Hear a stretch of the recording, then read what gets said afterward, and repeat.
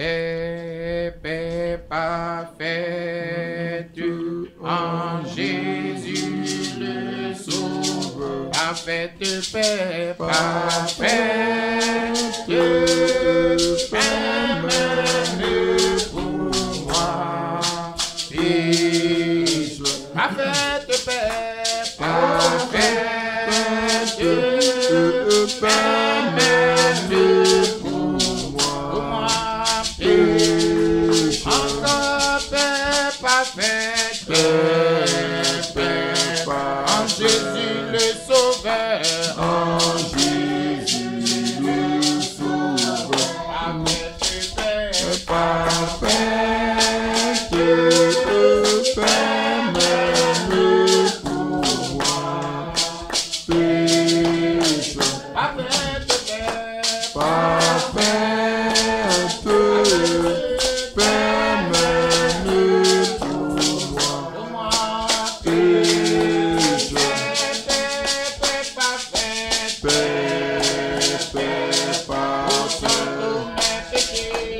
Où sont tous mes péchés? Le sang de Christ, le sang de Christ m'aidera tous effacer. Le sang de Christ, le sang de Christ m'aidera tous effacer.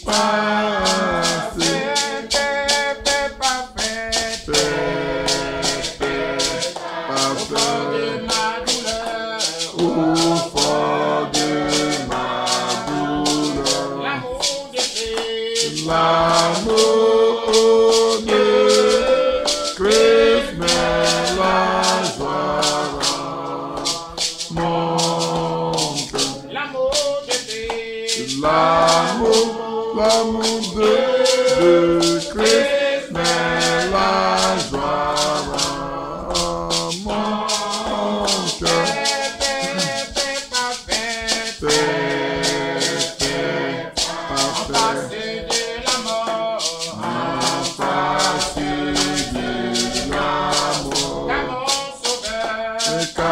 Mon sauveur est maître de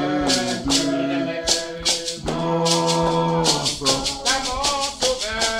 Car mon sauveur est maître de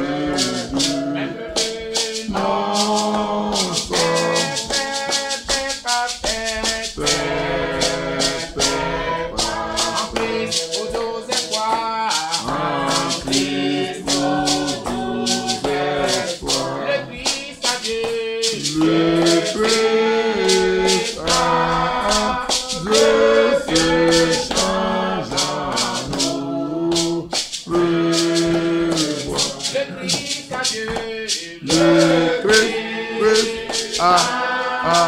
Dieu se change en nous.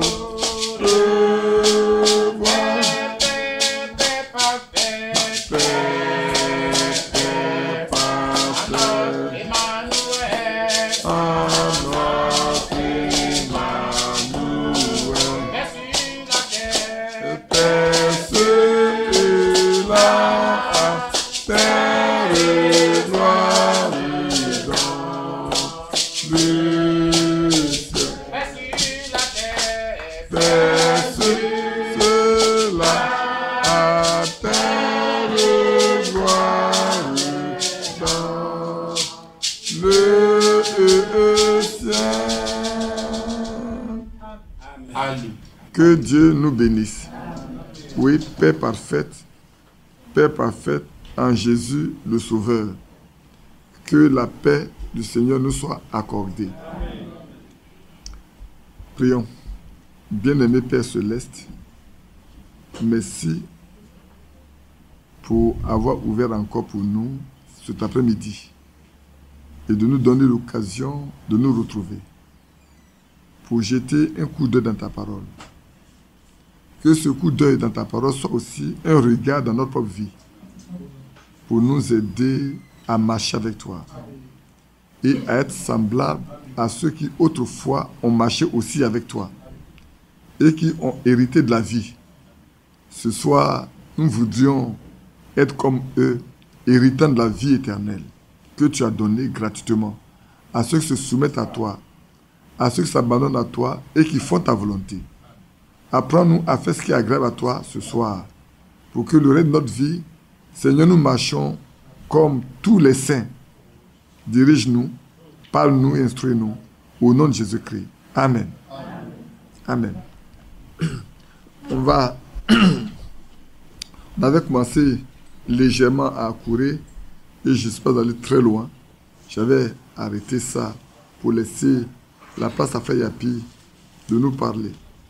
Ce qui nous a été apporté beaucoup de joie et révéler un ensemble de points qui sont nécessaires dans la vie de chacun de nous.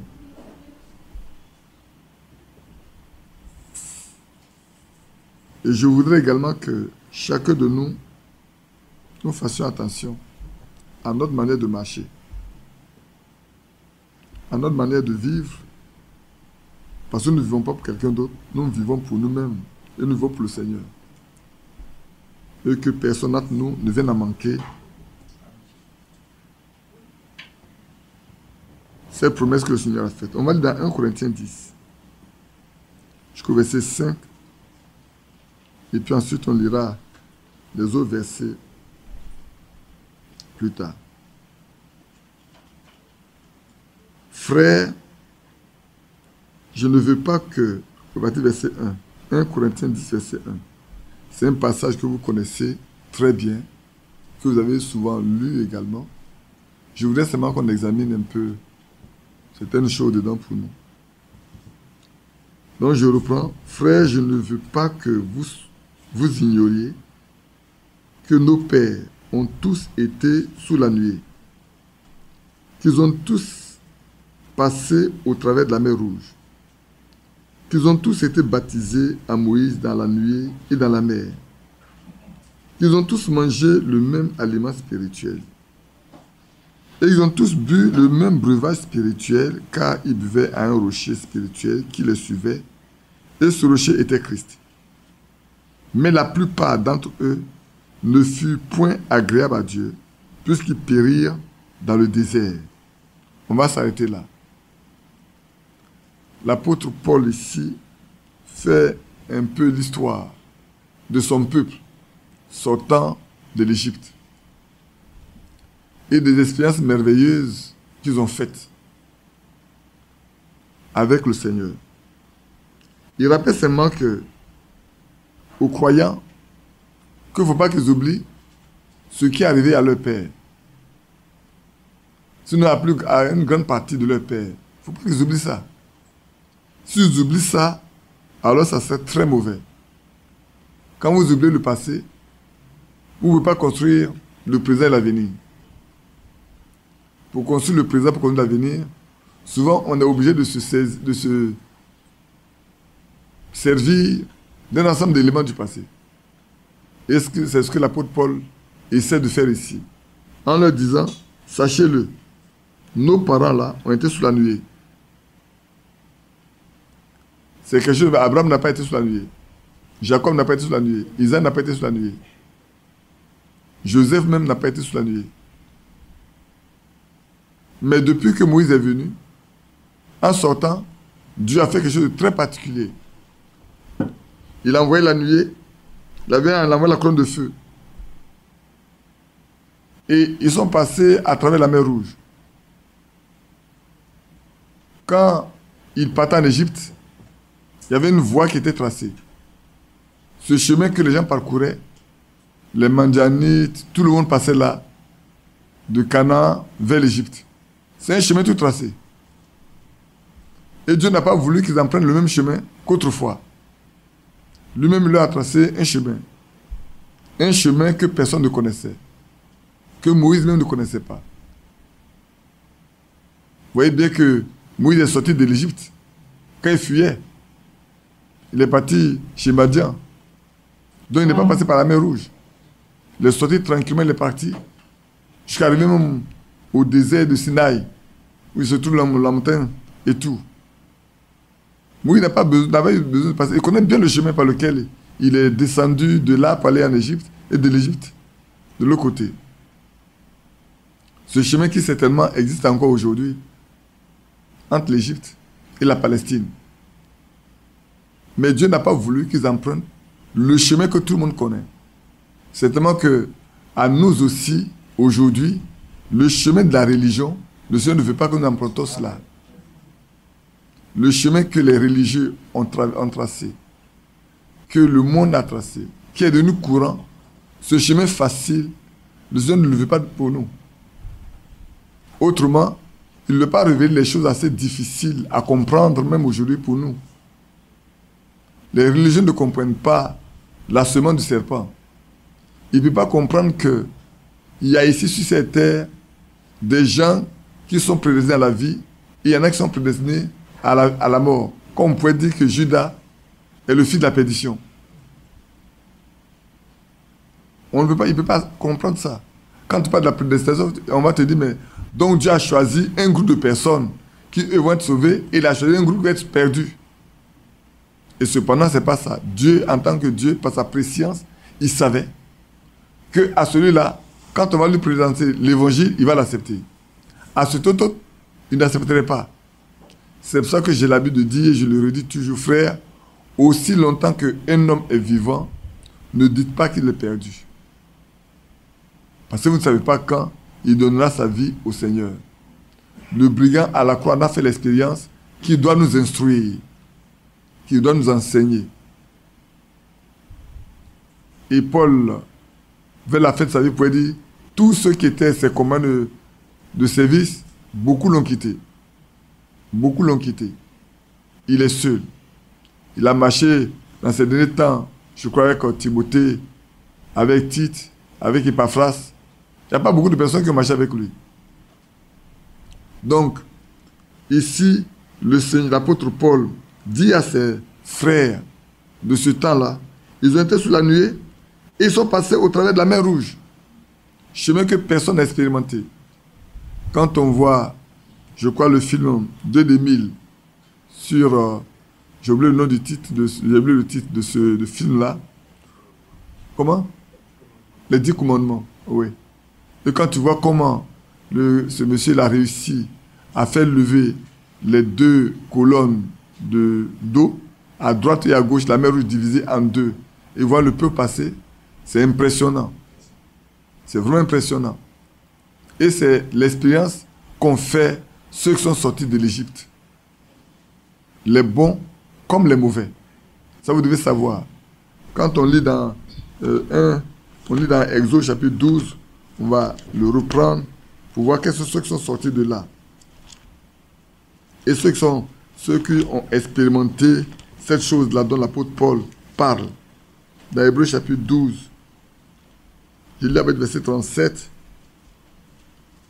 il pourrait dire, les enfants d'Israël partirent de Ramsès pour Sukkot au nombre d'environ 600 000 hommes de pied sans les enfants.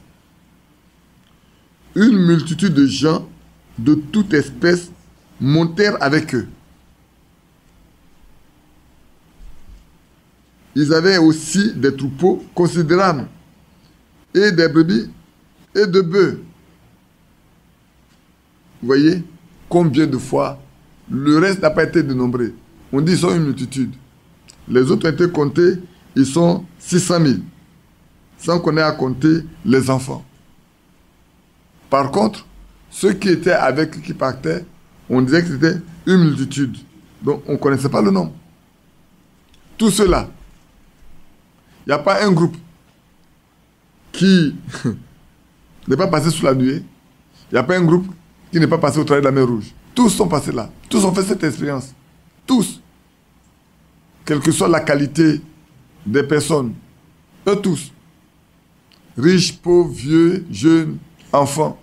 Tous sont passés par là. Où est la colonne de feu? La colonne de nuée se change en colonne de feu la nuit et le jour, c'est une colonne de nuée.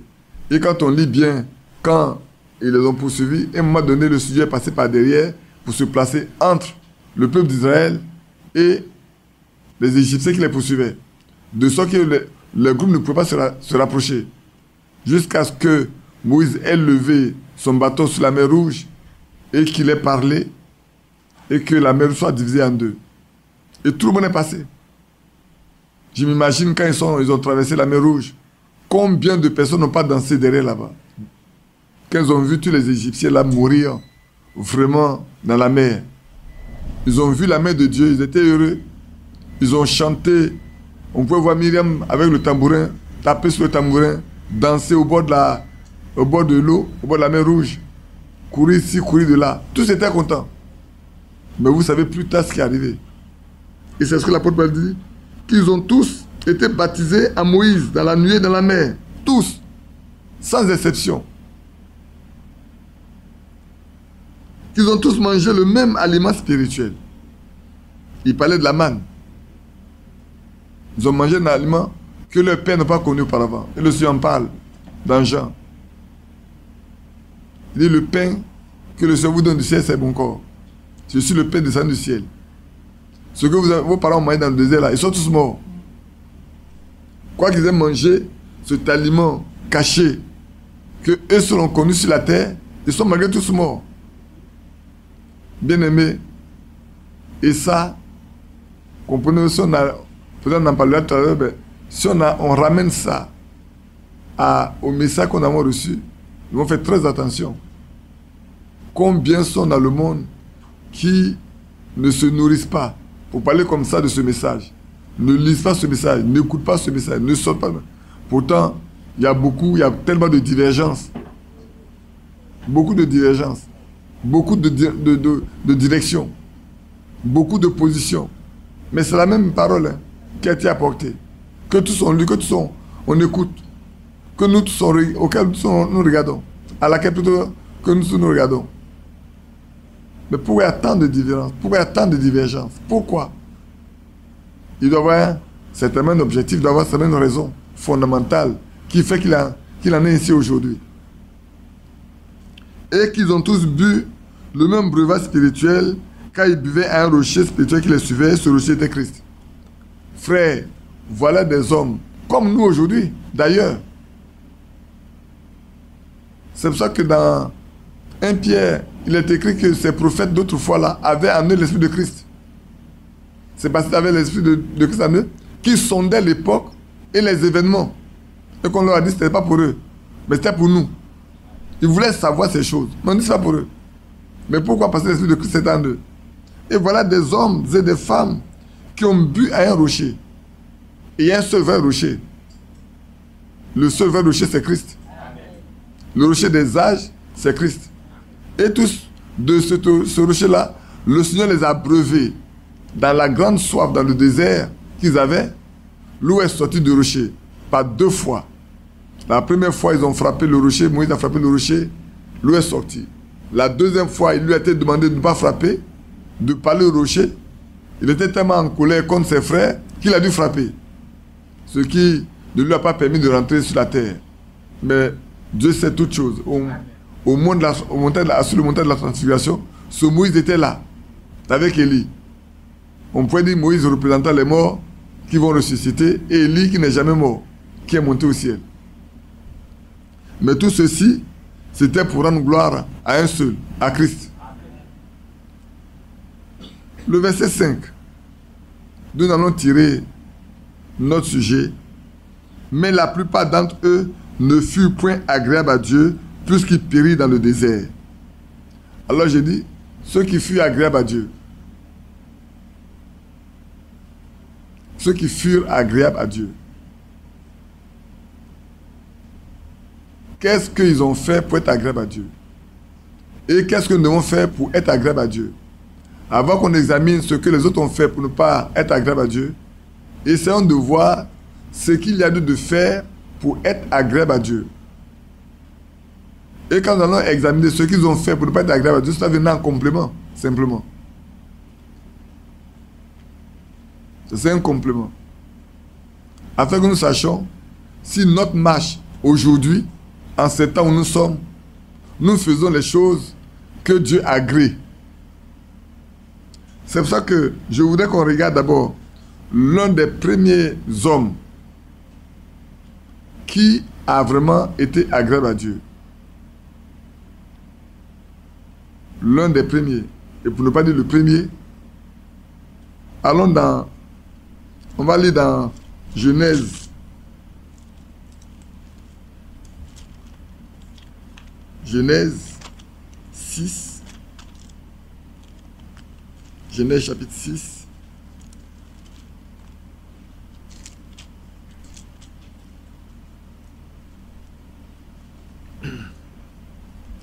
On va du verset 21 au verset 24. Et puis on verra dans Hébreu 11, le verset 5 et le verset 6. Enoch, âgé de 65 ans, engendrant Méthusélah. Vous avez bien regardé son âge. Hein? Il avait 65 ans quand il a engendré Méthusélah. Enoch, après la naissance de Méthusélah, marcha avec Dieu 300 ans. Il engendra des fils et des filles. Tous les jours d'Enoch furent de 365 ans. Enoch marcha avec Dieu, puis il ne fut plus parce que Dieu le prit. On dit qu'il a marché pendant 300 ans. Aujourd'hui peut-être, nous on marchera, excusez-moi, peut-être on marchera 20 ans, 10 ans, 20 ans, 30 ans, 35 ans, 40 ans, 45. Les plus âgés, peut-être soit déjà 65, 70, 75. Quand on regarde l'âge de Frère Franck, et quand il est venu au Seigneur, vous verrez bien qu'il n'a pas encore atteint 100 ans.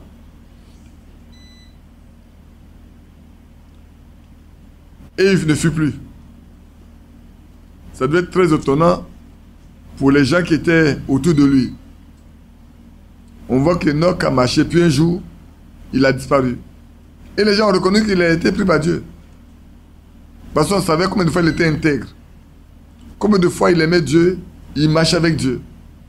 Parce qu'on a commencé à invoquer Dieu quand? À quel moment on a commencé à invoquer le nom de l'Éternel?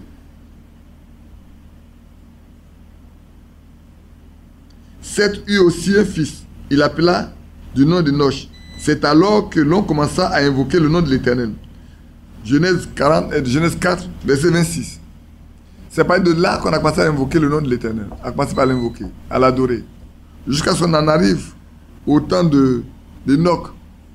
Et que Enoch consacra sa vie à marcher avec Dieu. Frère, c'est le temps de savoir si nous aussi, nous marchons avec Dieu ou si nous marchons avec les hommes. Tout en vivant au milieu des hommes, il est question de savoir avec qui nous marchons. Et ça, c'est important que nous le sachions. Et quand nous partons dans Hébreu 11,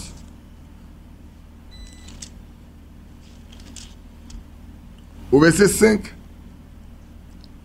il est écrit, c'est par la foi, la base. La base, c'est la foi. C'est par la foi qu'Enoch fut enlevé pour qu'il ne voie point la mort. Il ne parut plus parce que Dieu l'avait enlevé, car avant son enlèvement, il avait reçu le témoignage qu'il était agréable à Dieu. Il a reçu un témoignage de la part de Dieu même, qui lui est agréable. Dieu lui a dit qu'il est agréable à lui.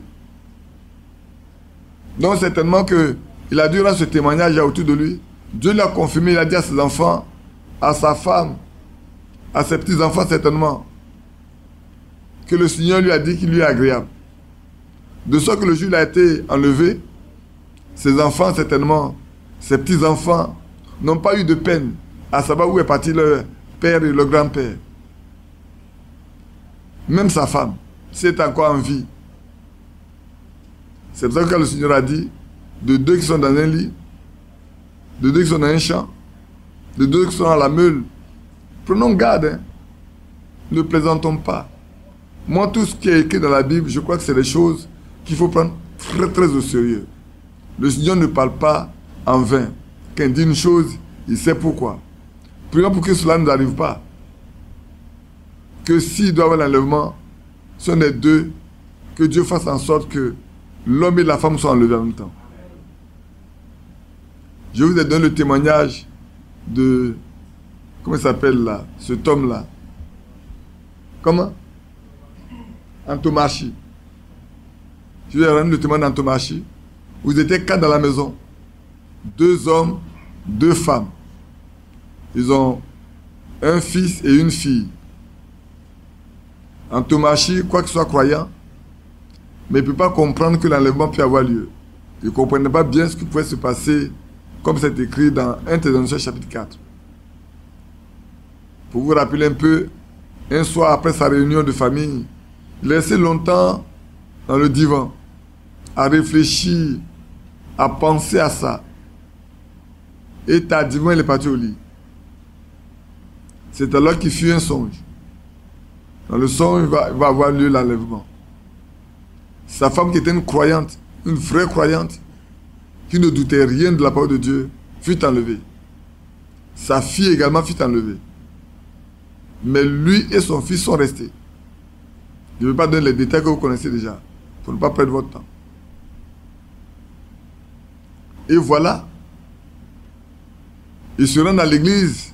On trouve également le pasteur qui leur dit, il ne leur a enseigné que ce qu'il a appris à l'école pastorale. Mais qu'il y a encore une possibilité qu'il leur est donnée, c'est la grande tribulation. S'ils peuvent passer par la grande tribulation, alors ils rentreront dans le millénium. Et qu'ils devaient se mettre à prier. Du coup, tout le monde s'est mis à genoux à prier. Et Antomachi a prié jusqu'à l'heure d'aller au travail est passée. Il était sur son lit, il transpirait beaucoup. Sa femme rentre et le réveille. Et il revoit stupéfait sa femme. Et lui pose la question, tu es là? Mais qu'est-ce qu'il y a? Tu es là? Mais qu'est-ce qu'il y a de nouveau? Il n'a rien dit. Il a été prendre son bain tranquillement. Il est reparti dans son entreprise. Il a rendu la démission. Il a dit, ce qui aurait pu être la vérité, la réalité, n'était qu'un songe. Je ne peux pas manquer 2 fois l'enlèvement. Donc, ce qui veut dire qu'il reconnaît également quelle est la position du pasteur dans l'église. Il reconnaît également par là qu'est-ce que le pasteur enseigne. Et qu'il fasse attention, qu'il compte sur le Seigneur pour lui révéler réellement ce qui est vrai. Nous sommes nombreux à enseigner. Nous sommes nombreux à prêcher. Mes enfants, mes frères, mes sœurs, ouvrons nos yeux, ouvrons nos cœurs et demandons au Seigneur, où en sommes-nous avec ce qu'on nous donne? Cela peut-il nous aider à lui plaire et à être enlevé? Oui ou non? Quoique le Seigneur ait dit, je t'envoie avec un message qui précédera ma seconde venue, comme le fut Jean-Baptiste. Ce message est là. Le porteur est parti. Le distributeur est là. Et Frère Franck Nassedin précise et confirme qu'il a fait ce qu'il doit faire. Cela se trouve entre les mains maintenant des bergers locaux. Prêtez attention, sachez ce qui est donné, ce à quoi qu'on vous nourrit, et est-ce que cela peut faire du bien à votre âme, pour vous rendre agréable à Dieu. C'est le temps, frère, ce n'est pas un problème de groupe. Je le répéterai, c'est un problème individuel. D'abord, dans le foyer, que monsieur, madame se comprennent, s'entendent pour marcher avec Dieu. Aider les enfants à plaire au Seigneur. À élever les enfants sur la voie qu'ils doivent suivre. Afin qu'eux aussi, grandissant, ils plaisent à Dieu. Et ici, le témoignage est très clair qu'il avait reçu le témoignage qu'il était agréable à Dieu. Et le verset 6 nous dit, or sans la foi, il est impossible de lui être agréable. Si quelqu'un n'a pas la foi, et le frère Yapi la fois dernière disait, lui, il veut défendre la foi. Parce qu'on parle beaucoup de la foi, mais le Seigneur s'est posé la question. Quand il reviendra, quand le Fils de l'homme viendra, est-ce qu'il trouvera la foi sur la terre? Quoique, dans Jules est écrit, pour cette fois-là, il a dû écrire, il s'est senti obligé de devoir écrire pour que chacun combatte pour le bon combat de la foi. Aujourd'hui, pourquoi combattons-nous? Je me rends compte qu'il y a plus de combat entre les hommes, contre les hommes, qu'il y a de combat pour tenir la vérité. Ceux qui vous adulent hier, demain ne vous aimeront plus. Ceux qui vous apprécient aujourd'hui, demain ne seront plus avec vous. Les raisons, Dieu seul le sait. Alors prenez garde. Même nous qui sommes ici entre nous, qui sait si nous ne marcherons même pas jusqu'au bout. Je le dis, je peux le dire par expérience. J'ai vu beaucoup de séparations dans l'église où j'ai grandi, où je suis venu tout jeune. J'ai grandi, j'ai vu des luttes, j'ai vu des positionnements, j'ai vu beaucoup de choses. Et ça ne s'arrête pas. Je ne sais pas jusqu'à quand ça va s'arrêter. Donc, ici, or, sans la foi, il est impossible, le mot est très clair, il est impossible de lui être agréable sans la foi.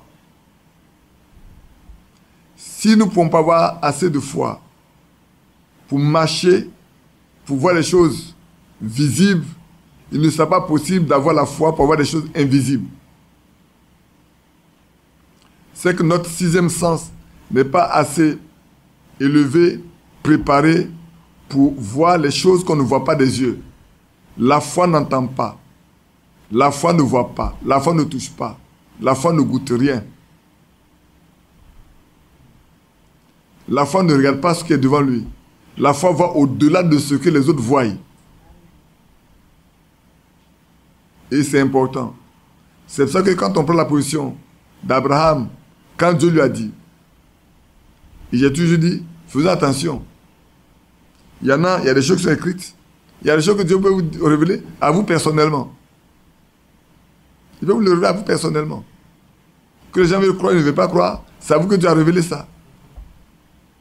Quand Dieu a dit à Frère Branham qu'il viendra, il lui donnait un message et qu'il priait pour les malades et les malades guériraient, on lui a dit avec son niveau d'école primaire là, il est en train de s'exhiber pour rien. Mais c'est ce que Dieu lui a dit. Quand le temps est arrivé que Dieu l'accomplisse, les hommes ont beau parler, Dieu a fait ce qu'il veut faire. C'est pour ça qu'il est bon, frère pour chacun de nous, sœur pour chacune d'entre vous, de savoir avec qui vous marchez et qui vous tient la main. Ne mettez pas votre main dans n'importe quelle main, de peur d'avoir une courroie de transmission entre Satan et vous. Il est impossible de lui être agréable sans la foi. Il est impossible de lui être agréable. Vous ne pouvez rien obtenir sans la foi. Sans la foi, ce n'est pas possible. C'est pour ça que dans 2 Pierre, on a l'habitude de lire, on a étudié, mais je vais le lire encore avec vous.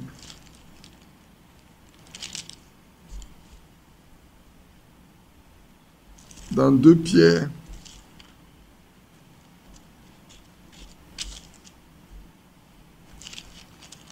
dans 2 Pierre chapitre 1,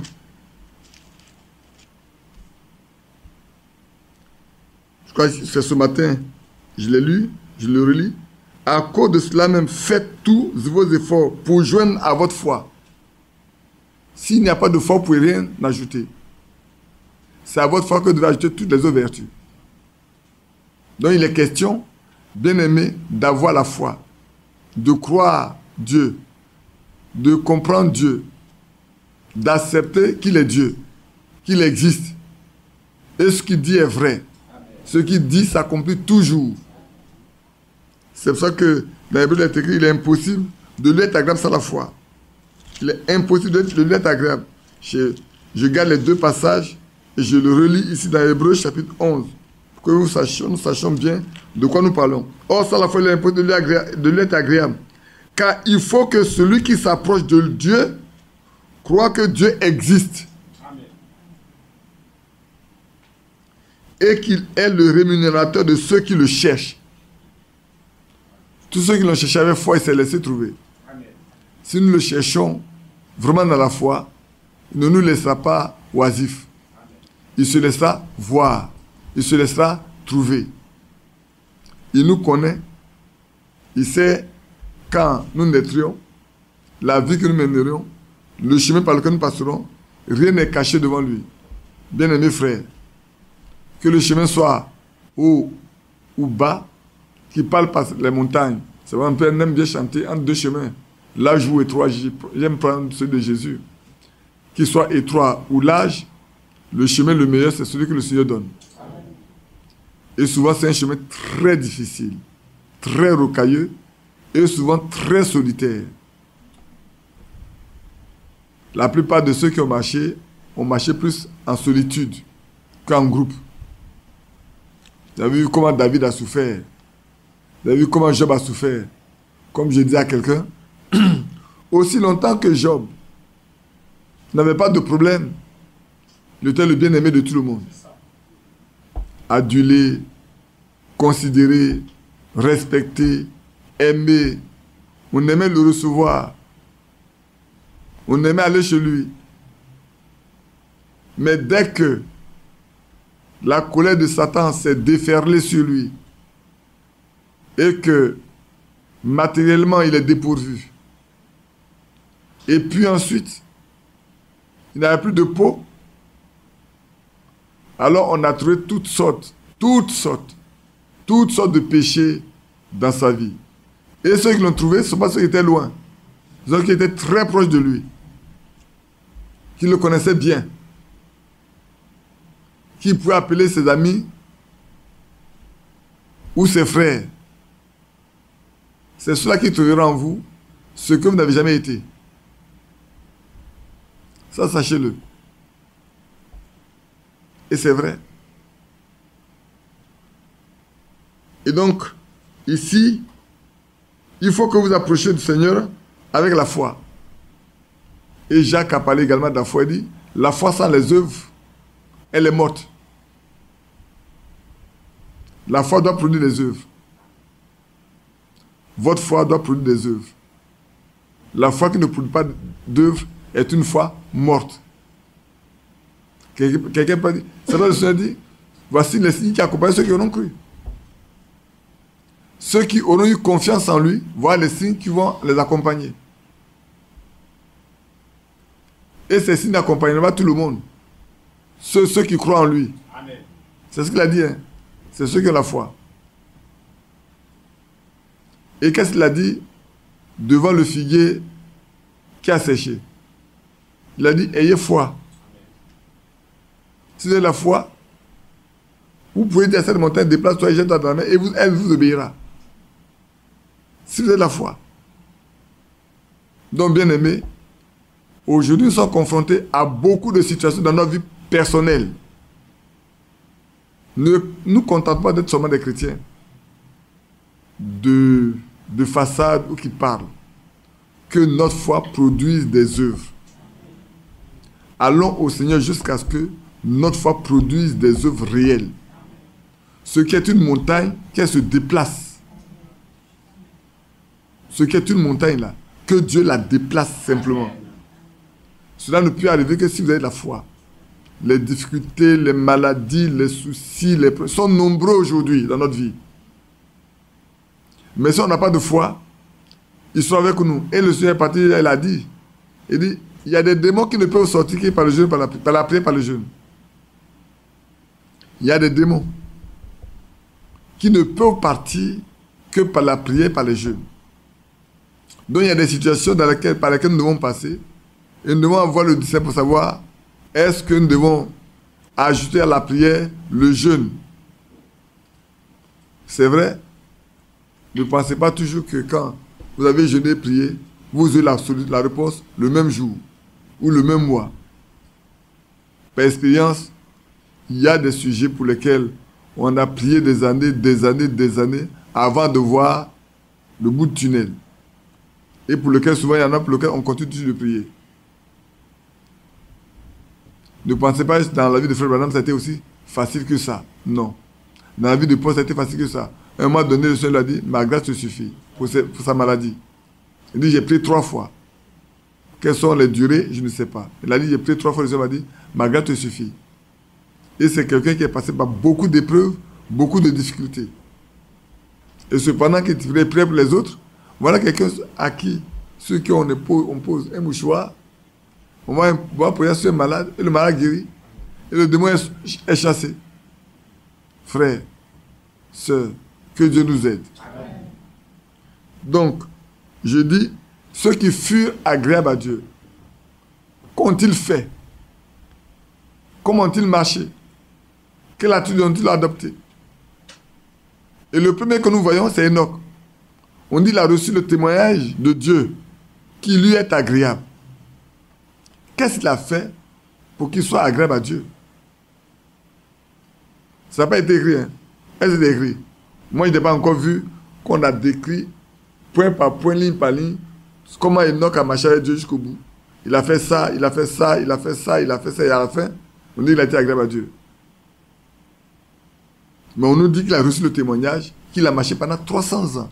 Quelqu'un qui marche pendant 300 ans, il y a des œuvres qu'il a accomplies certainement. Pendant 300 ans, ce n'est pas 300 jours, hein, 300 ans. Si on comprend 365 jours, mais pas 300, le nombre d'années, le nombre de jours que cet homme a vécu sur la terre. Et à la fin, il a été trouvé agréable à Dieu. Et alors Dieu dit, tu es fatigué, viens te reposer. Alors, j'ai relevé quelques passages, quand même, pour nous aider, avant de venir voir ce qui a empêché les autres d'être agréables à Dieu. Quand on prend Jean chapitre 8, c'est le Seigneur lui-même qui parle de lui-même. Allons dans Jean chapitre 8.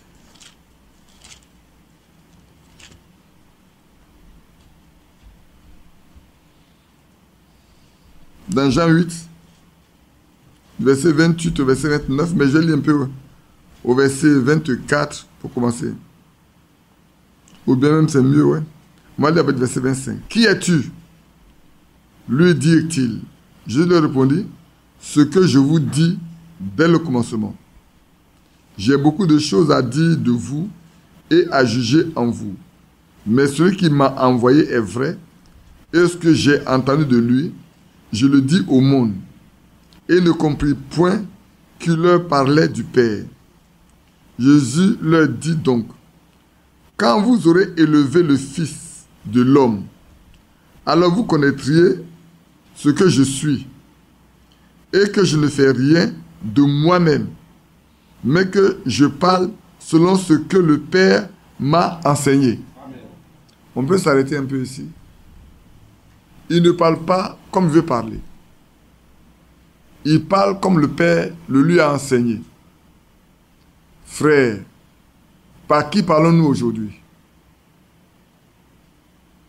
Nous, quelle que soit notre classe, nos rangs, sommes-nous prédicateurs, pas prédicateurs? Par quoi nous parlons? Les prédicateurs d'autrefois ont parlé par le Saint-Esprit envoyé du ciel. Et la Bible dit, de sorte que si quelqu'un doit parler aujourd'hui, que ce soit comme annonçant les oracles de Dieu. Celui qui annonce les oracles de Dieu ne parle pas de lui-même, ni par lui-même. Il est obligé de parler par le Saint-Esprit. Il est obligé de dire ce que Dieu met dans sa bouche. Et ça, c'est important. De sorte que nous qui sommes parvenus à la fin des temps, avec ce message-là, le matin, on a lu ce que Frère Branham m'a dit dans la dernière prédication qu'il a donnée. On a lu ce matin. Il y a beaucoup de choses qu'on peut encore lire. De savoir que, frère, que lui, il n'a parlé que parce que le Père le lui a dit. Maintenant, arrêtons-nous un instant. À Kouré, on a parlé de quoi? De notre Pâque a été immolé.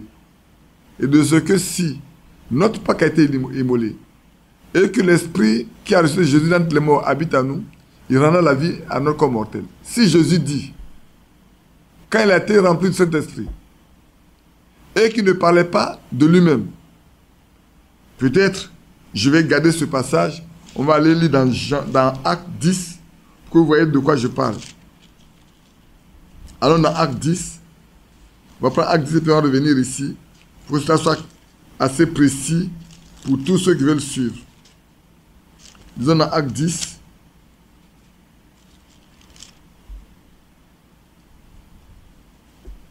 Il lit à partir du verset 34. La prédication de Pierre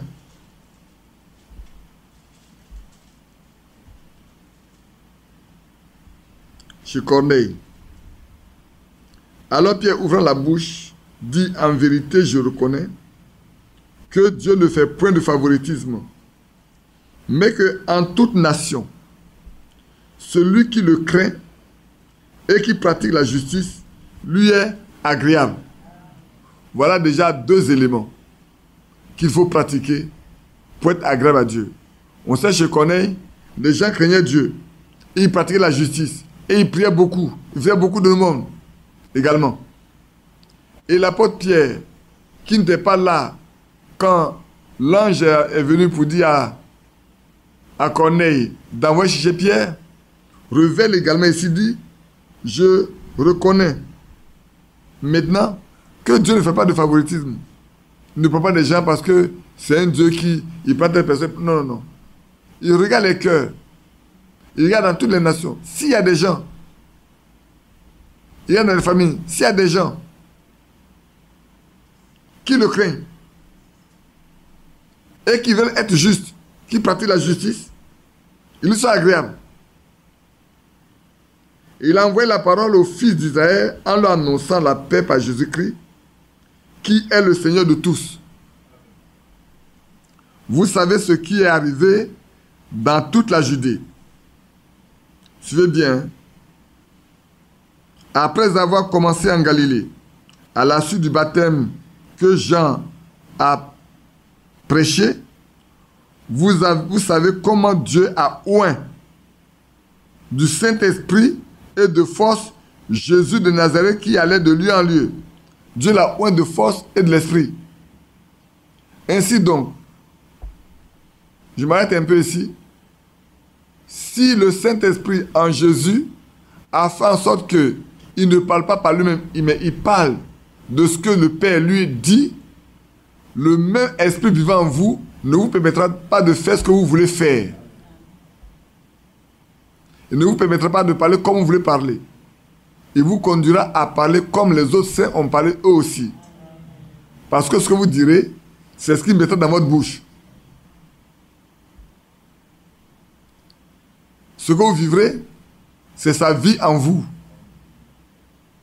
C'est pour ça que les chrétiens sont appelés les petits Christ. Et être chrétien, c'est être comme Christ.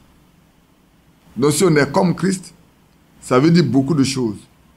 Être à l'image de Christ. Vivre comme Christ. Parler comme Christ. Avoir les sentiments qui sont en Christ. Les pensées qui sont en Christ. Vous voyez bien, non? Alors, si ces pensées, ces sentiments sont en vous, comment pouvez-vous faire une chose que lui ne veut pas faire?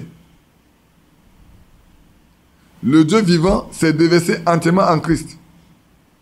Et Christ, mort, ressuscité, monté au ciel, s'est déversé pleinement dans son Église. Et donc dans la vie de chacun de ceux qui composent son Église. Alors demandons-nous, sommes-nous de son Église ou appartenons-nous à une autre Église faite par les hommes, créée par des hommes?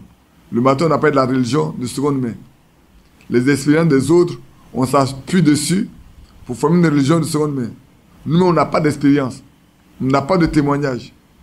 C'est le témoignage des autres que nous avons.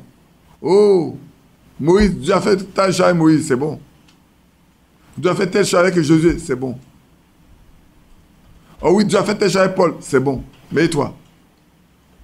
Et toi, Dieu a fait quoi avec toi? Tu as le même esprit ou pas? Tu as la même vie ou pas? Tu as le même sentiment ou pas? Tu as les mêmes pensées ou pas? Que Dieu fait par toi? C'est le temps, frère, de nous arrêter. Simplement de nous arrêter. Pour reconsidérer nos voies. Hein.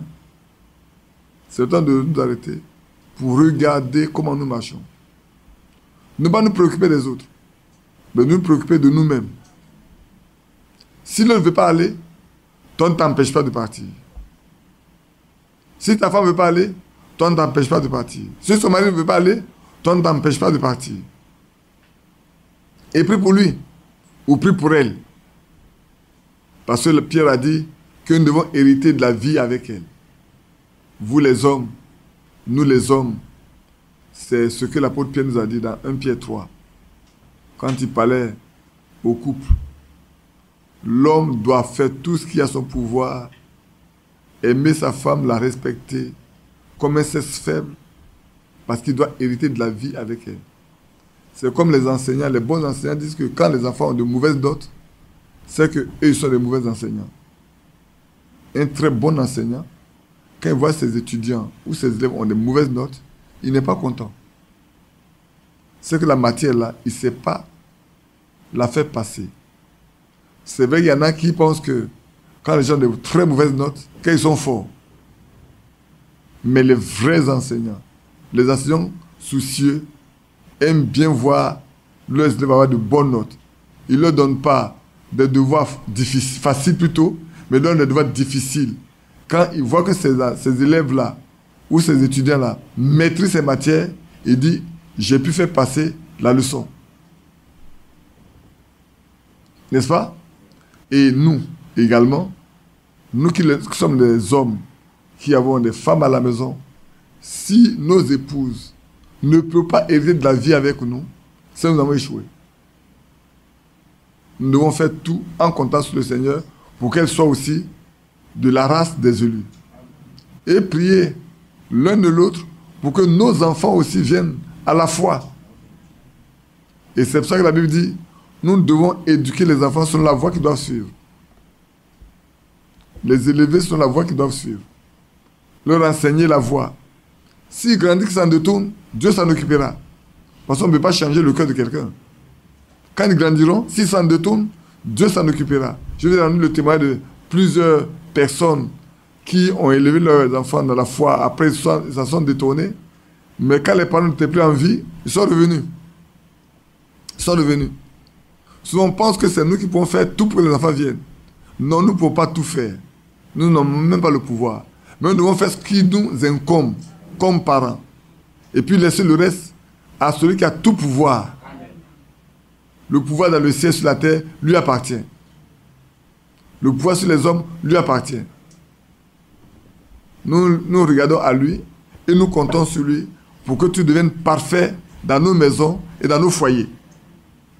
Donc, ici l'apôtre Pierre rendant le témoin dit, vous savez comment Dieu a oint du Saint-Esprit et de force Jésus de Nazareth, qui allait de lieu en lieu, faisant du bien, en guérissant tous ceux qui étaient sous l'emprise du diable, car Dieu était avec lui. Et quand nous revenons dans le livre de Jean que nous lisons, quand nous revenons dans le livre de Jean 8 que nous lisons, c'était le verset 25 qu'on nous disait maintenant, au verset 26. J'ai beaucoup de choses à dire, bon oui, je le lis quand même. J'ai beaucoup de choses à dire de vous, à juger en vous. Mais celui qui m'a envoyé est vrai. Et ce que j'ai entendu de lui, je le dis au monde. Il ne comprit point qu'il leur parlait du Père. Jésus leur dit donc, quand vous aurez élevé le Fils de l'homme, alors vous connaîtrez ce que je suis. Et que je ne fais rien de moi-même, mais que je parle selon ce que le Père m'a enseigné. Celui qui m'a envoyé est avec moi. Comme ici on a lu que celui qui l'a envoyé est avec lui. Celui qui m'a envoyé est avec moi. Et il ne m'a pas laissé seul, parce que je fais toujours ce qui lui est agréable. Notre Seigneur a toujours fait ce qui est agréable au Père. Parce que l'Esprit du Père en lui. L'Esprit du Père est en lui, il ne peut pas faire ce qui n'est pas agréable au Père. Ce n'est pas possible. Il ne peut que faire ce qui est agréable au Père. Alors prions pour que l'Esprit de Christ soit en nous, pour que nous fassions ce qui est agréable à Christ. Amen. Parce que notre désir, c'est d'être agréable à lui. Et comme nous devons l'humilité, l'apôtre Paul l'a dit, Imitons, soyons des imitateurs de Christ. Mais comment pouvons-nous imiter quelqu'un qui est spirituel quand nous sommes charnels? Ce n'est pas possible. Il faut que nous soyons spirituels pour imiter ce qui est spirituel. Il faut que son esprit habite à nous pour qu'on soit capable de l'imiter. Que Dieu nous aide, frères et sœurs. Je voudrais d'abord qu'on regarde comment ceux qui n'ont plus ont marché, qu'est-ce qu'ils ont fait pour que nous aussi nous sachions quoi faire.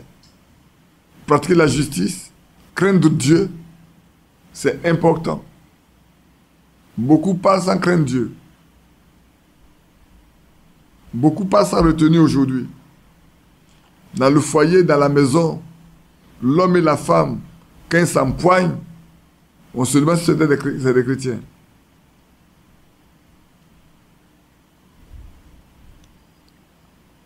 Comme aujourd'hui, on peut voir dans le message, ceux avec qui vous avez parlé hier, quand vous vous rencontrez, quand vous parlez, c'est comme vous n'avez jamais connu auparavant. C'est terrible quand même. C'est souvent terrible. Au point où vous sortez là-bas meurtri, complètement déchiré dans votre cœur. Ça n'a plus que faire. Si Dieu ne vous vient pas en aide, vous n'avez même pas le sommeil. Comme une femme et un homme. Je pense que Maître Boto en fait les frais souvent au tribunal quand il s'agit de divorce entre un homme et une femme. Souvent vous entendez ce qui sort. C'est comme si ce n'est pas deux personnes qui ont vécu une fois dans une maison, qui ont fait même des enfants ensemble, qui ont partagé le lit ensemble. C'est comme des étrangers. Ça se déchire au point où les choses qu'on ne peut pas dire, on le met dehors. Des choses qui étaient secrètes entre les deux, désormais, ça doit être une chose publique. Et on n'a même pas le souci d'avoir honte. Point du tout. Vous voyez comment le diable agit? Comment le diable se conduit? Où le diable peut pousser un homme et tout. Que Dieu nous soit en aide. Dites-moi ici, un peu long, mais dites. Hein. On est déjà à 16h. Peut-être on va aller jusqu'à 16h30, au maximum 17h, pour nous arrêter. Ça va? Ça vous arrange? Ça vous aidera? Parce qu'il fait très chaud. Surtout les après-midi, il fait très chaud. Le matin encore, c'est beaucoup un peu plus calme.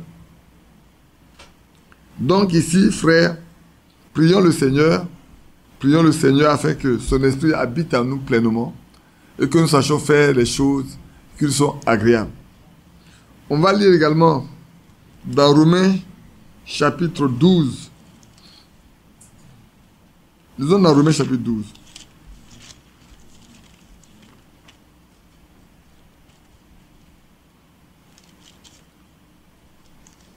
Ce n'est pas des choses nouvelles, c'est des choses que vous connaissez. Je voulais simplement insister là-dessus pour nous permettre de prendre conscience que c'est utile, nécessaire, si nous voulons vraiment plaire à Dieu. Je vous exhorte donc, frères, par les compassions de Dieu, à offrir vos corps comme un sacrifice vivant, saint, agréable à Dieu, ce qui sera de votre part un culte raisonnable. Amen. Amen. Voilà là aussi ce que l'apôtre Paul dit. Mais on va continuer tout à l'heure le verset 2.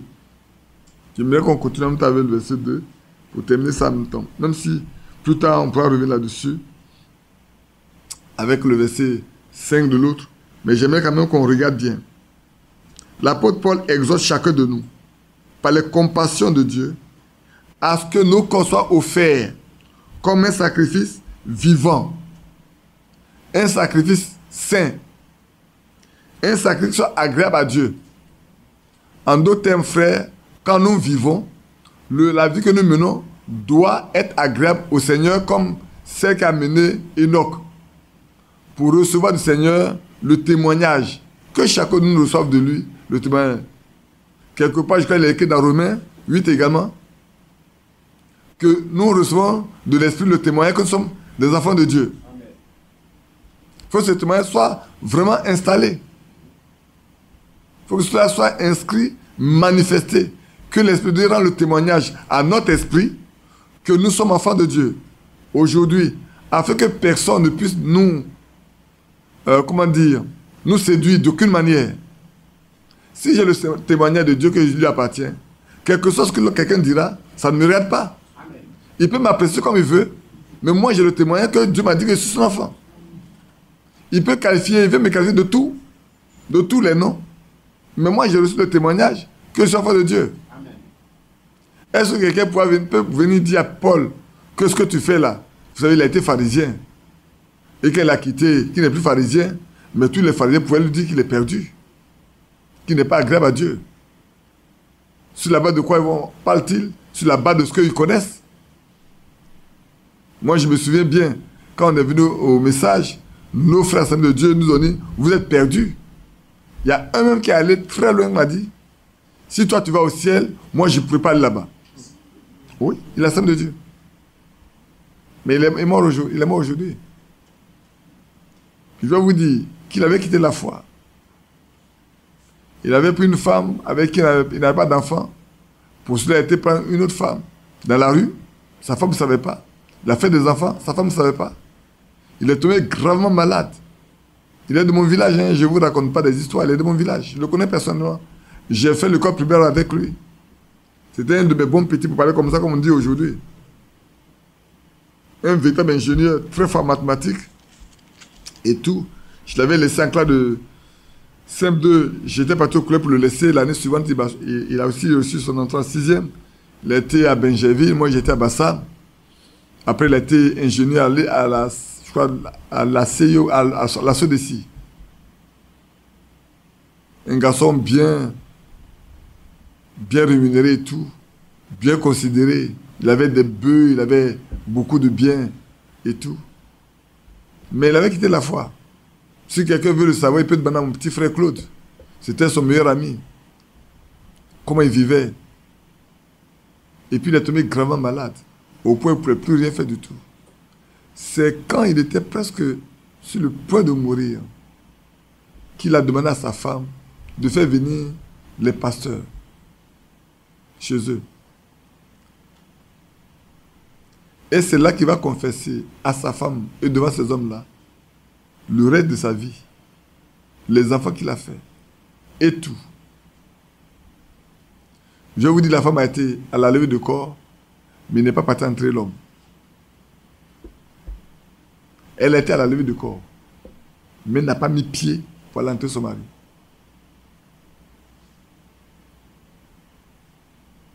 C'est juste qu'elle était sur le point de mourir qu'il a confessé tout ce qu'il a vécu après. Sa femme n'en savait rien du tout. Il donne l'impression qu'il était chrétien. Alors qu'il buvait, il courait, les femmes, il faisait tout. Il avait de l'argent, il avait une voiture et tout. Il avait une voiture de service, il a acheté une voiture pour sa femme. Ça, bien est grand. Hein? On peut vivre mal sans que l'autre... À moins que Dieu permette que vous vous rencontrez quelque part, vous n'attendez pas. Donc, lui m'a dit, si moi je vais au ciel, lui, ce ciel-là, lui, peut pas aller là-bas. Mais quand il est arrivé chez moi, qu'il a pris mes Bibles, il a lu, il a regardé ma Bible, il est parti assez perplexe. Mais il n'a pas été capable de me dire, mon frère, que Dieu te bénisse, je me suis trompé sur ton compte. Mais plus tard, il abandonne la foi. Il y a un autre également qui est venu rapidement au message, et puis, quand on est arrivé au village, tous ceux sont venus très largement après moi. Ils se vantaient d'être dans le message et tout. Parlant, sautant. Je lui ai dit, mon petit, excuse-moi, je te dis, le chemin est encore long. Tu ne fais que commencer. Tu viens juste de rentrer dans le chemin très long. Prends garde. 3 ou 4 ans plus tard, on se voit au village. Vous savez comment il était? Dès qu'il m'a vu, il a jeté sa cigarette. Je lui ai dit, mais reprends ta cigarette.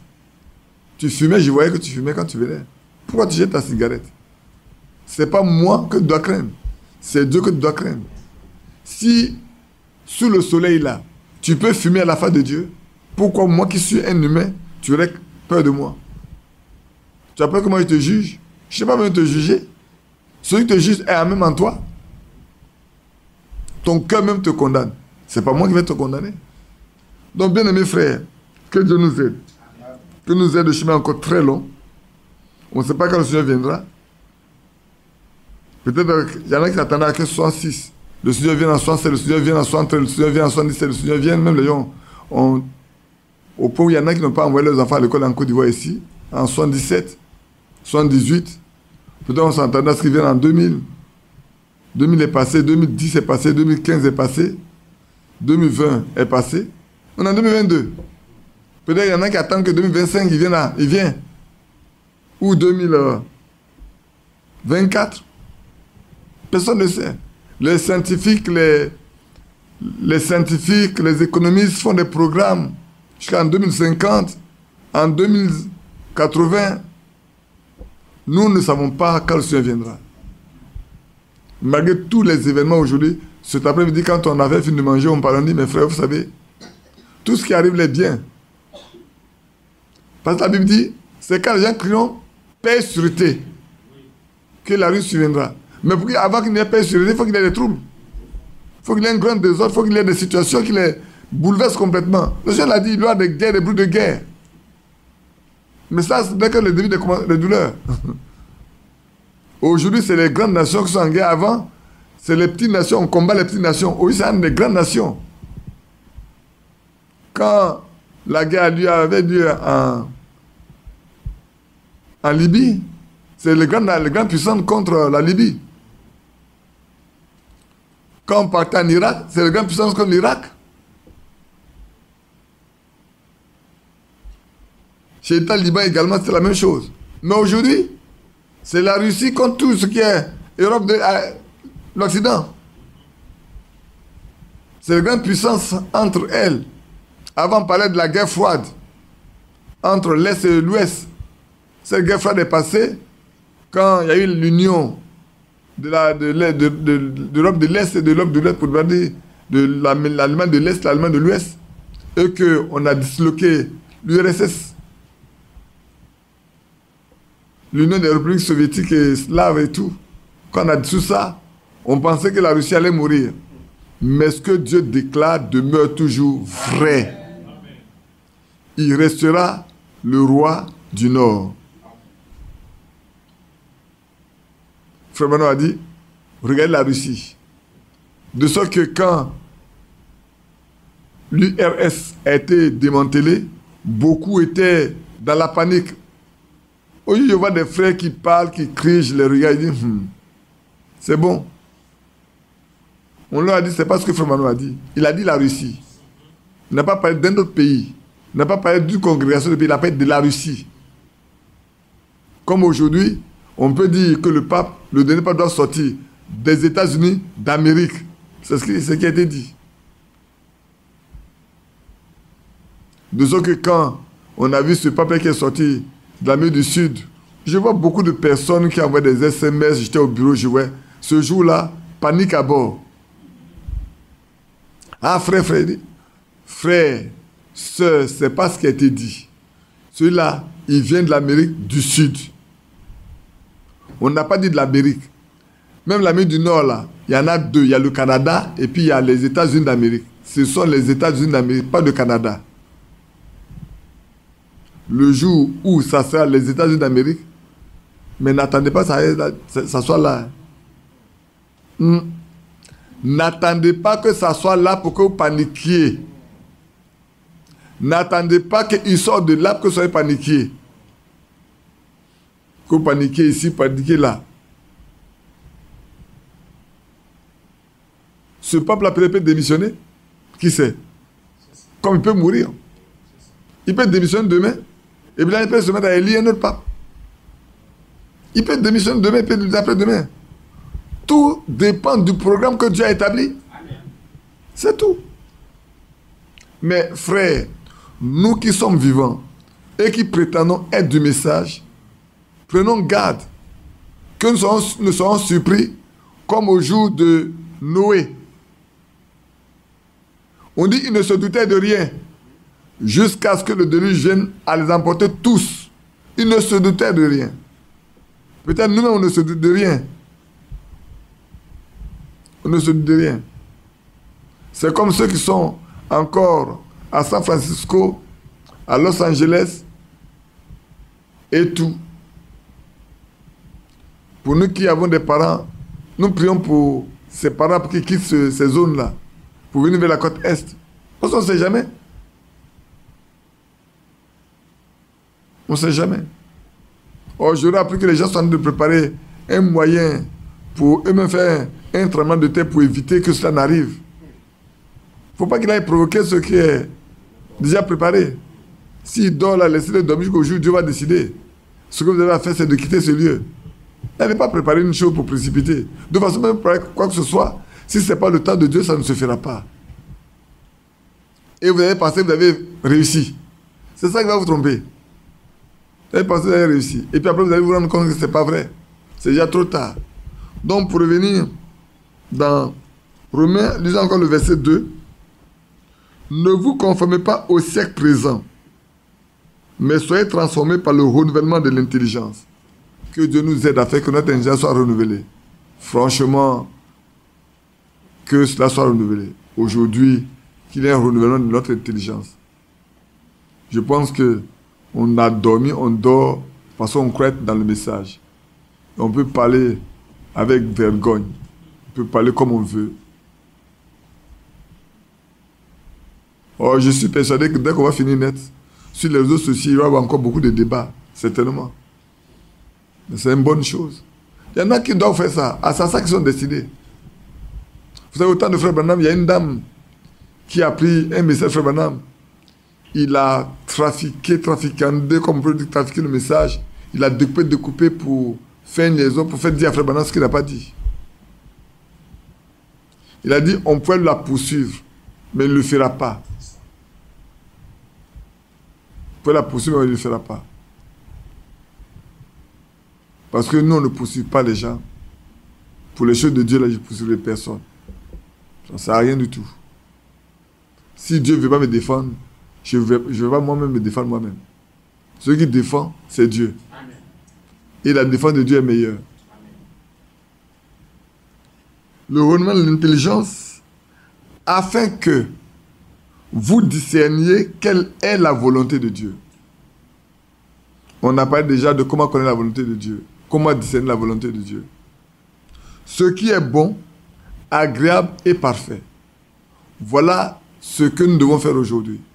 Frères et sœurs, c'est prier le Seigneur pour que notre intelligence soit renouvelée, afin que nous soyons capables de discerner ce qui plaît à Dieu, ce qui est agréable à Dieu, ce qui est bon devant lui, ce qui est parfait. D'ailleurs, même dans Matthieu 5, il a décrit, soyez parfaits comme votre Père Céleste est parfait. Soyons parfaits. Que Dieu nous en d'être parfaits. Frère, l'amour dont on parlait le matin, quand nous serons parfaits, cet amour sera parfaitement en nous. Quand nous serons parfaits. Et notre perfection se trouve en Christ. C'est pour ça que les 5 ministères de la parole doivent s'exercer normalement. Oui, il y en a qui pensent que c'est ce ministère qui doit fonctionner. Si Dieu a donné 5 pour que ça soit parfait, c'est lui ce qui sait comment faire pour qu'on arrive à la perfection. Donc, afin que vous discerniez quelle est la volonté de Dieu, ce qui est bon et agréable à Dieu. Bien-aimés, c'est important pour le temps dans lequel nous sommes. Cherchons à plaire à Dieu. Cherchons à faire ce qui lui est agréable. C'est important. C'est ainsi, quand on regarde tous ces éléments, on les met ensemble, on dit, ah, donc certainement c'est comme ça que Enoch a marché pour qu'il soit enlevé. Il a cherché à faire ce qui est agréable, ce qui est bon, ce qui est parfait. Il craignait Dieu. Ils observaient exactement. La crainte de Dieu, c'est le commencement de la sagesse. C'est la haine du mal. La crainte de Dieu, c'est la haine du mal. Celui qui craint Dieu, il ne fait pas de mal à quelqu'un d'autre. Il a l'amour en lui et il ne cherche pas ses propres intérêts. Ce matin, on l'a lu dans 1 Corinthiens 13, je crois le verset 5. Ne fait point de mal, ne cherche pas ses propres intérêts. Que Dieu nous aide à faire que, frères, nous ne cherchons point nos propres intérêts aujourd'hui. C'est vrai, nous sommes dans un temps où beaucoup d'intérêts sont en jeu, beaucoup de soucis sont en jeu, les besoins sont nombreux. Et c'est vrai. Mais cherchons l'intérêt de Christ. Alors, on va regarder le verset 6 de 1 Corinthiens 10 là. Allons dans 1 Corinthiens 10, regardons le verset 6. Sur le verset 5, on a déjà dit que la plupart d'entre eux ne furent point agréables à Dieu puisqu'ils périrent dans le désert. La plupart de tous ceux qui sont sortis sont morts dans le désert. Pourquoi? Parce qu'ils n'ont pas pu être agréables à Dieu. Ne furent point agréables à Dieu. N'ont pas été agréables à Dieu. N'ont pas su marcher comme Dieu le voulait. N'ont pas su faire la volonté de Dieu. Qu'est-ce qu'ils ont fait? L'apôtre Paul dit, « Or, ces choses sont arrivées pour nous servir d'exemple, afin que nous n'ayons pas de mauvais désirs comme eux, comme ils en ont eu. » Donc, ils ont eu des mauvais désirs. C'est vrai. Ils ont eu des mauvais désirs. Bon, on va regarder quelques écritures et puis on va s'arrêter là pour reprendre dimanche prochain. Alors, regardez les mauvais désirs. On peut dans Colossiens chapitre 3, le verset 5. Je prends dans Colossiens chapitre 3, le verset 5.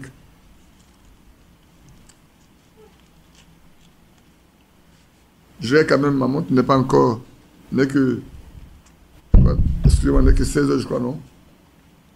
N'est que 16h25, c'est ça? 27. On a encore un peu de temps. 1 Colossiens chapitre 3. Je crois que le frère Yapi, moi-même j'ai tout un sujet là-dessus. Le frère Yapi en avait parlé. On va lire un peu le verset 5. Faites donc mourir ce qui dans vos membres est terrestre, la débauche, l'impureté, les passions, les mauvais désirs et la cupidité qui est une idolâtrie.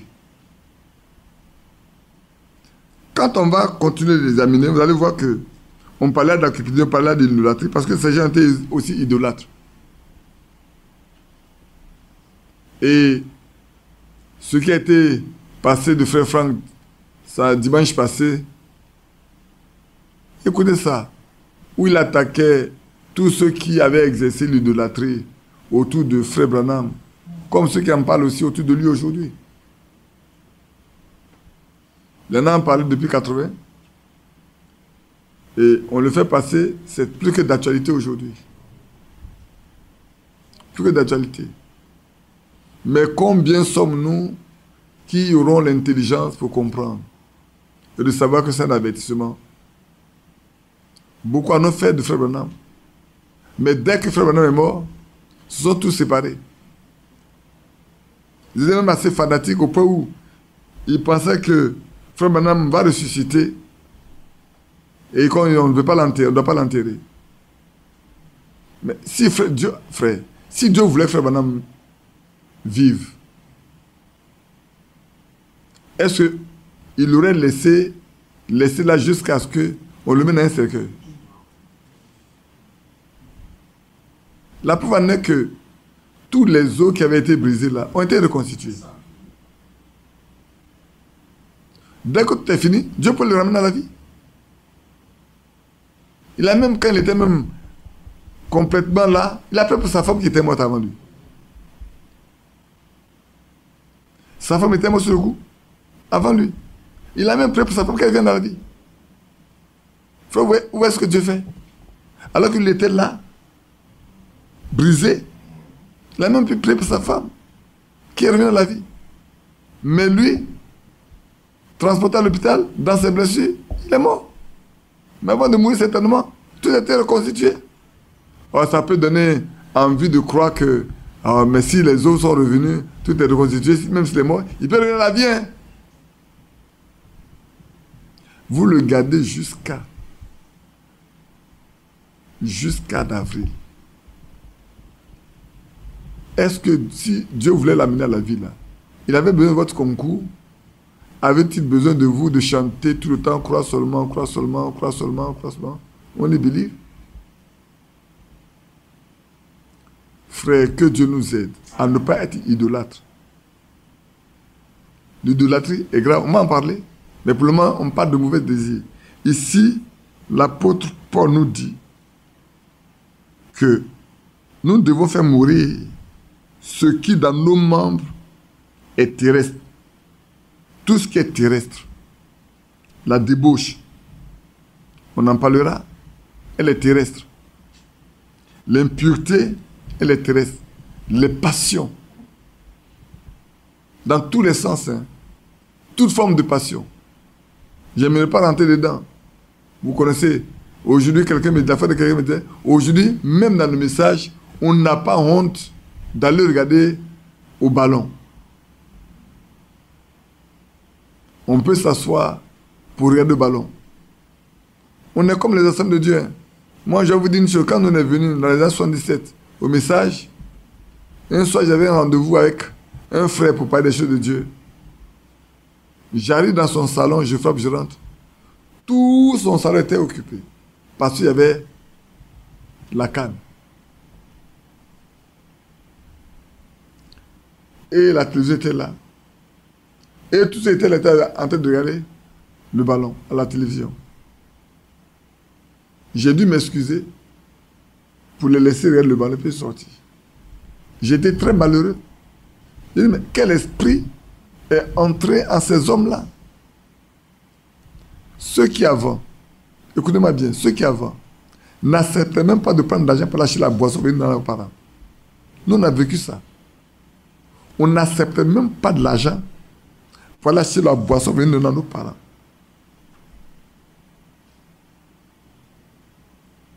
On n'acceptait pas. Tellement on était radical. Mais ça a fait comme ça. Ici. Frère, les femmes, moi je connais une qui était chez nous au village. À cause de sa foi, sa famille l'a amené de faire le chef du village. Pourquoi on l'a réunie? Une sœur.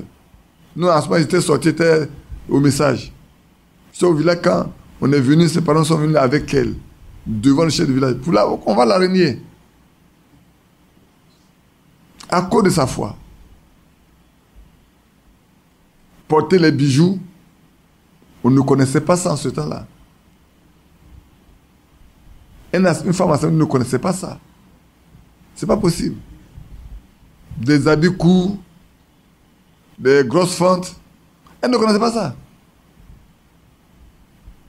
Mais aujourd'hui, allez regarder, même aller dans les mariages, des femmes qui sont enceintes de Dieu.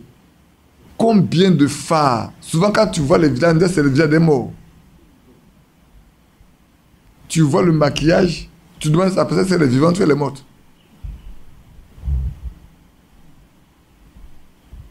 Frère, si le ballon est déjà rentré dans le message,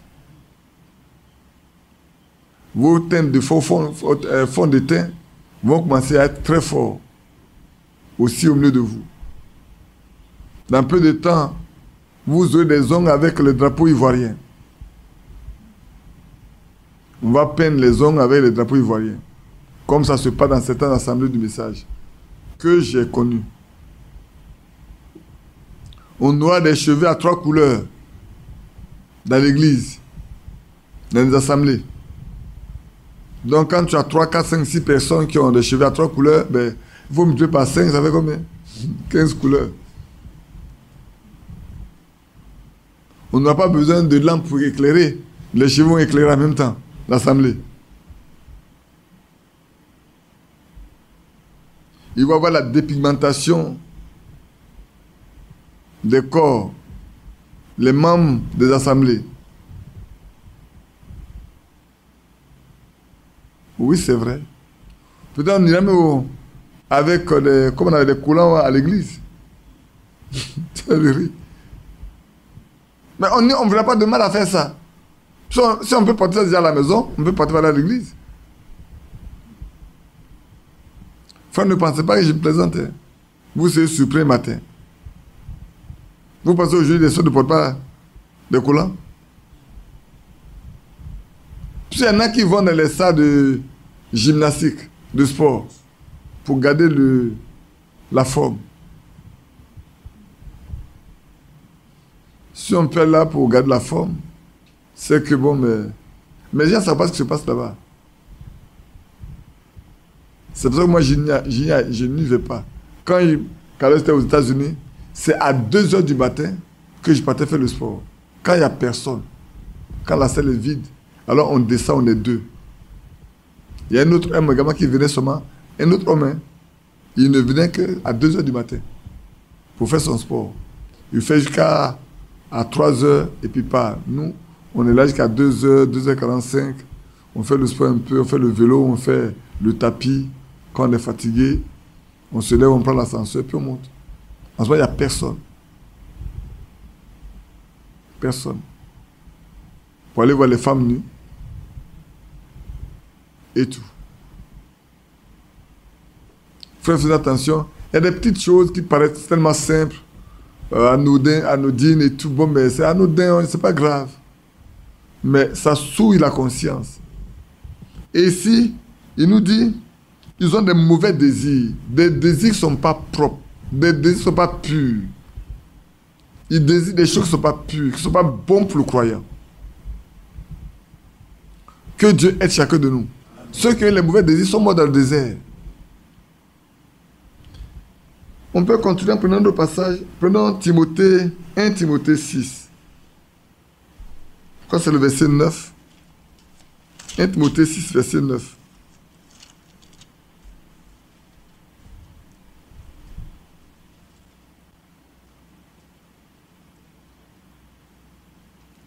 Mais ceux qui veulent s'enrichir tombent dans la tentation, dans le piège et dans beaucoup de désirs insensés, pernicieux qui plongent les hommes dans la ruine et dans la perdition. L'apôtre Paul nous met en garde. Il dit ceux qui veulent s'enrichir. Il y en a qui veulent à tout prix devenir riches. Quand la voie ne t'est pas donnée, frère, ce matin j'ai lu le passage de Jean 3, 27. Ce qui ne t'a pas été donné depuis le ciel là, il ne faut pas le chercher sur la terre. Ce que Dieu t'a donné depuis le ciel te viendra de lui-même. Dieu créa la voie pour que ça te parvienne. Dieu t'ouvrira le chemin pour que ça soit. La fois dernière, je parlais à quelqu'un, il dit, vous savez, en 2009, quand Frère Franck devait venir, on avait tout préparé. Et puis, au dernier moment, je viens, à 2 jours, je vais, il va connaître, me connaît. Qu'est-ce qu'il y a? Il n'y a pas de bâche, il n'y a pas de chaise. Quels sont les ceux qui vont préparer pour les frères qui arrivent? Il n'y a pas d'argent. Aïe. Donc, les frères qui vont venir vont dormir où? On va les loger où? On va les nourrir comment? Il n'y a pas d'argent. Donc, on s'assoit comme ça, le frère va venir. Comment on va faire? On ne va pas avoir de réunion. Et puis, tu ne dis rien. Viens. Heureusement que mes propres économies, là, je n'ai pas mis dans un compte d'épargne. J'ai tout laissé sur mon compte. Viens. Il est venu, j'ai fait le chèque. Tiens, va prendre l'argent. Et puis, organise la vie de frère Franck. Parce que s'il doit venir, les frères qui vont venir à l'intérieur, là, il faut qu'on leur donne à manger. Il faut qu'on puisse louer les bâches. Il faut qu'on puisse louer les chaises. Pour que les frères viennent et qu'ils s'asseyent. Mais je vais plus dire, mais s'il n'y a pas d'argent dans l'église, bon, mais on n'a qu'à se débrouiller. On va l'emprunter, mais pourquoi on n'a pas coté de l'argent? On savait qu'il devait venir, pourquoi on n'a pas cotisé cette fois-ci? Pourquoi on n'a pas cotisé cette fois-ci? Habituellement, on cotise, donc pourquoi on n'a pas cotisé cette fois-ci? Pourquoi on a laissé comme ça? Mais Dieu sait pourquoi il fait ces choses. Souvent, il y a des choses que Dieu fait sans qu'on ne prenne garde. Vous pensez qu'après l'église m'a remboursé? Point de tout, c'est comme si rien ne s'était passé. Moi non plus, je n'ai pas demandé. Mais ce que j'ai reçu plus tard est plus grand que ce que j'ai dépensé. Parce que je n'ai pas cherché mon intérêt. Je pensais que l'œuvre de Dieu est plus importante que ce que moi je devais faire pour moi-même. C'est vrai que ma famille devait avoir besoin de certaines choses. Mais frères et sœurs, ne cherchons pas à nous enrichir pour nous-mêmes. Cherchons à nous enrichir pour Dieu.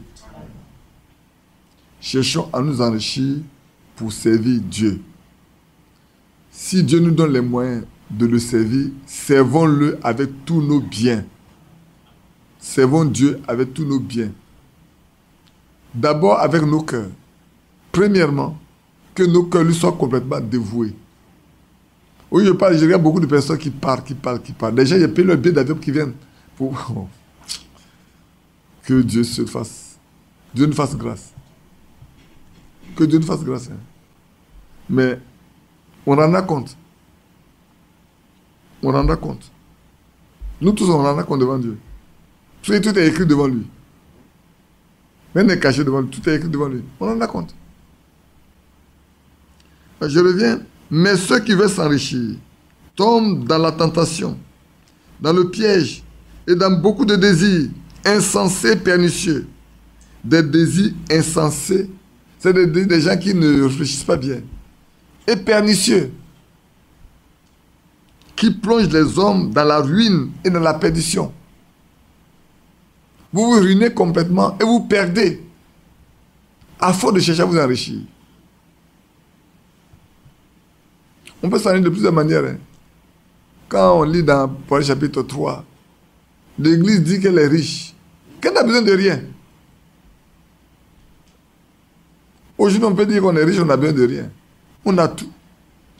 Que Dieu fasse grâce à chacun de nous.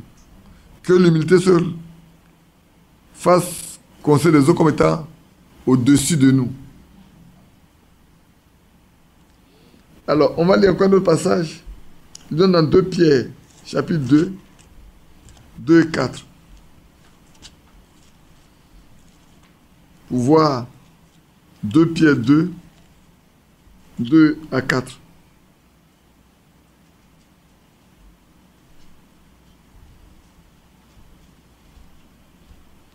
Mais je peux lire avec verset 1, c'est pas mauvais non plus. Il y a parmi le peuple de faux prophètes. Il y aura de même parmi vous de faux docteurs qui introduiront sournoisement des sectes pernicieuses et qui, régnant le maître qui les a rachetés, attireront sur eux une ruine soudaine. Plusieurs les suivront dans leur dérèglement. Et la voix de la vérité sera calomniée à cause d'eux. Par cupidité, on en parlera, ils vous exploiteront au moins des paroles trompeuses, eux que menace depuis longtemps la condamnation et dont la ruine ne sommeille point. Car si Dieu n'a pas épargné les anges qui ont péché, mais s'il les a précipités dans les abîmes des ténèbres et les réserve pour le jugement, s'il n'a pas épargné l'ancien monde, mais s'il a sauvé 8 personnes, dont Noé, ce prédicateur de la justice, lorsqu'il fait le déluge sur le monde des impies, s'il a condamné à la destruction et réduit en sang les villes de Sodome et de Gomorrhe, les donnant comme exemple aux impies à venir, s'il a délivré Lot, le juste, profondément attristé de la conduite de ces hommes sans frein dans leur dérèglement. C'est vrai, nous poursuivons car ce juste qui habitait au milieu d'eux tourmentait journellement son âme juste à cause de ce qu'ils voyaient et entendaient de leurs œuvres criminelles. Frères, regardez bien comment ces hommes ont vécu. C'est le désir qui les a poussés à ça. À commettre de homme à homme des choses infâmes. Et c'est pour ça que Dieu a détruit complètement Sodome et Gomorrhe et les villes environnantes. On sait également que c'est des désirs pernicieux qui ont poussé au temps de Noé les fils de Dieu allaient prendre les fils des hommes pour en faire des femmes, parmi celles qu'ils ont choisies. Comme quelqu'un disait, ils ne les ont pas mariés. C'est les vies de concubinage, de vie de prostitution. C'est des désirs. Aujourd'hui, c'est la même chose. On veut expérimenter ceci, on veut faire cela, on veut faire ceci. Frères, soyons saints. Dans toute notre conduite, soyons saints. Vivons avec le Seigneur, marchons avec lui, Cherchons à faire ce qui est agréable à Dieu. C'est de ça qu'il est question. Les hommes ne furent point agréables à lui, alors ils ont tous péri dans le désert. Nous cherchons à lui plaire en toutes choses, à lui être agréable dans toute notre conduite, dans notre vie de tous les jours. On va terminer en lisant le psaume 112, verset 5 à verset 10. On va s'arrêter là pour la journée. Je pense qu'on a passé le matin, la journée, la matinée et la soirée. On va s'arrêter à ce passage-là.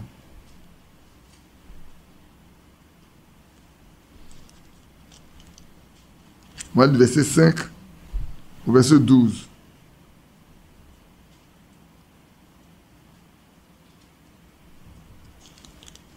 Psaume 112.